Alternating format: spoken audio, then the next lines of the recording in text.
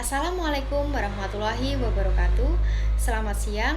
Yang saya hormati Ibu Sri Rahayu selaku dosen pengampu mata kuliah Public Relation serta teman-teman yang saya banggakan. Saya Aulia Putri Prabandani dari Program Studi Manajemen Pemasaran Fakultas Vokasi Universitas Negeri Yogyakarta.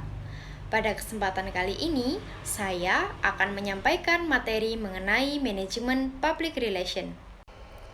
Dalam penyampaian materi ini terdapat beberapa hal yang akan saya sampaikan, yaitu mengenai definisi public relation atau humas, kemudian yang kedua definisi humas menurut para ahli, yang ketiga tanggung jawab profesi humas, yang selanjutnya ruang lingkup humas, yang dimana ruang lingkup tersebut terdapat ruang lingkup internal dan ruang lingkup eksternal, yang selanjutnya tujuan public relation, serta yang terakhir spesialisasi humas. Definisi public relation atau humas. Humas merupakan suatu kegiatan yang mengatur penyampaian informasi antara individu, organisasi, dan masyarakat. Baik organisasi maupun individu dapat menggunakan humas untuk mendapatkan exposure kepada publik dengan menggunakan topik yang menarik dan berita yang tidak memerlukan biaya. Yang selanjutnya, definisi humas menurut para ahli. Yang pertama, definisi menurut Frank Jeffkins.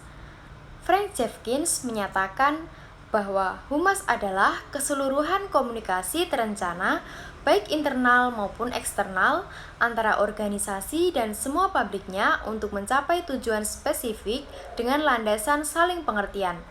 Yang kedua, menurut Ruslan, humas adalah proses komunikasi yang berkelanjutan dari organisasi untuk mendapatkan kepercayaan dan pengertian dari publiknya. Dan definisi yang terakhir yaitu menurut Heck Harlow menyatakan bahwa humas adalah suatu fungsi manajemen yang membangun dan memelihara komunikasi timbal balik antara organisasi dengan publiknya untuk mencapai tujuan bersama. Kemudian tanggung jawab profesi humas. Yang pertama, memberikan informasi. Humas harus mampu memberikan informasi yang akurat, tepat waktu, dan relevan kepada publik. Yang kedua, mendidik. Humas dapat membantu publik untuk memahami suatu isu atau situasi dengan memberikan informasi yang jelas dan mudah dipahami. Tanggung jawab yang ketiga yaitu meyakinkan.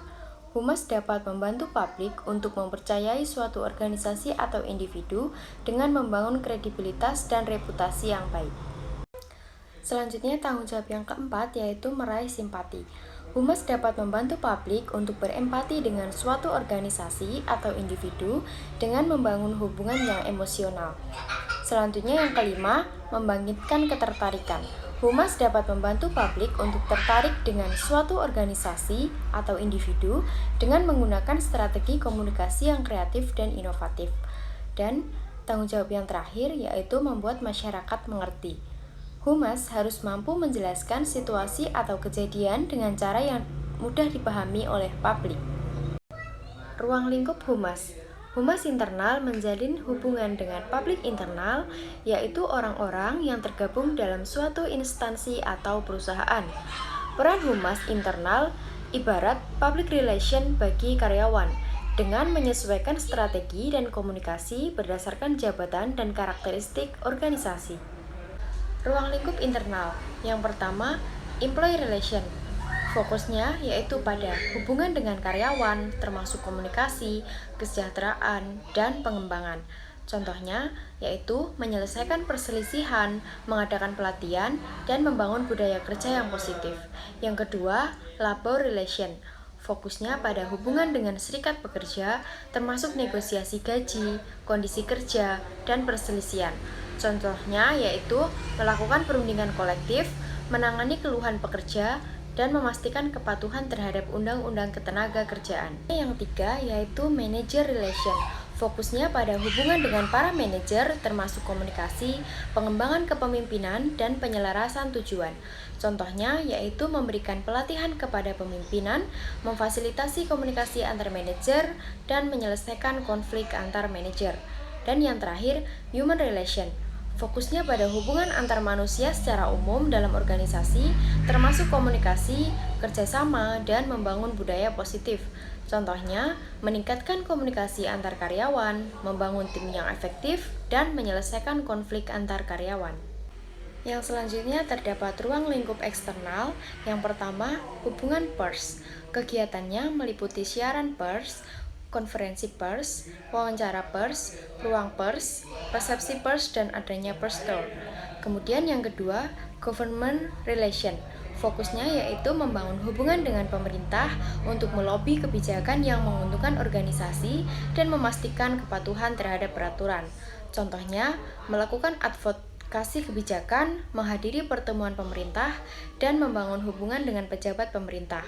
Yang ketiga, community relation. Fokusnya membangun hubungan dengan komunitas lokal untuk meningkatkan reputasi organisasi dan mendapatkan dukungan dari komunitas. Contohnya, mendukung program komunitas, mengadakan acara komunitas, dan menjadi sponsor kegiatan komunitas. Kemudian yang keempat yaitu customer relation. Fokusnya membangun hubungan dengan pelanggan untuk meningkatkan kepuasan dan loyalitas pelanggan. Contohnya, menyediakan layanan pelanggan yang baik, menyelesaikan keluhan pelanggan, dan membangun program loyalitas pelanggan. Dan yang terakhir, ada consumer relation. Fokusnya yaitu memahami kebutuhan dan keinginan konsumen untuk mengembangkan produk dan layanan yang lebih baik.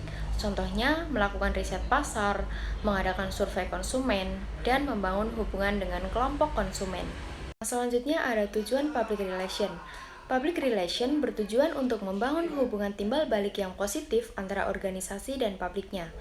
Hubungan ini didasarkan pada saling pengertian, di mana organisasi dipahami oleh publik dan sebaliknya.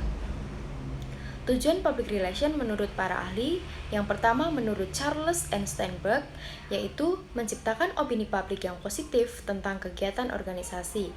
Yang kedua menurut Abdurrahman, yaitu tujuannya untuk mengembangkan pengertian dan kemauan baik atau goodwill publik. Dan yang terakhir menurut Sumirat dan Ardianto, yaitu untuk memperoleh opini publik yang menguntungkan dan menciptakan kerjasama berdasarkan hubungan yang harmonis. Kesimpulannya, public relation berperan penting dalam membangun dan memelihara hubungan yang positif dengan publik, mendukung reputasi dan keberhasilan organisasi. Dan yang terakhir, saya akan membahas mengenai spesialisasi humas. Hubungan masyarakat atau humas memiliki beberapa bidang kekhususan, yaitu yang pertama media relation, yang bermana media ini berfokus pada membangun hubungan dengan media massa untuk mendapatkan publisitas positif. Yang kedua, bidang public affairs, yang mana terbagi menjadi 3 bidang. Yang pertama, community relation, untuk membangun hubungan baik dengan komunitas. Yang kedua, government relation, untuk menjalin hubungan dengan pemerintah. Dan yang ketiga, industry relation, yaitu untuk membangun hubungan dengan industri terkait. Kemudian bidang yang ketiga yaitu bidang pemasaran, yang mana bidang ini memiliki 2 bidang. Yang pertama, marketing relation, dikenal juga sebagai marketing communication, fokus pada komunikasi pemasaran. Dan yang kedua, customer relation, yang berfokus pada melayani konsumen dan pelanggan. Dan bidang yang terakhir yaitu manajemen isu. Riset komunikasi digunakan untuk mengetahui pandangan dan opini publik serta tingkat kepuasan terhadap produk atau organisasi. Sekian materi manajemen public relation yang dapat saya sampaikan. Jika ada salahnya saya mohon maaf. Sekian dari saya. Wabillahi taufiq wal hidayah. Wassalamualaikum warahmatullahi wabarakatuh.